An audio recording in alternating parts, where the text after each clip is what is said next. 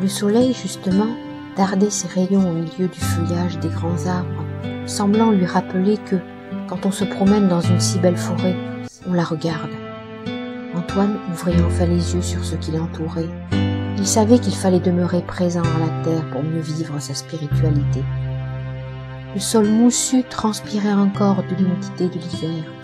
Il la gardait précieusement pour les fleurs qui pousseraient bientôt, et aussi pour celles, naissantes, les moins frileuses, qui tentaient difficilement la conquête du sol, encore durci par le froid.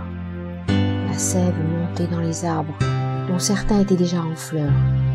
L'air s'emplissait des vibrations de la nature, qui s'éveillait dans l'éclosion des fleurs et des bourgeons, dans l'activité frénétique des oiseaux, dans le regard curieux des écureuils bondissants, dans l'approche peureuse du lièvre, dans la course silencieuse des insectes. Silencieuse, pour nos oreilles de géants assourdis sans doute. Chaque plante, chaque arbre, la moindre brindille se réveillait doucement après les mois d'hiver.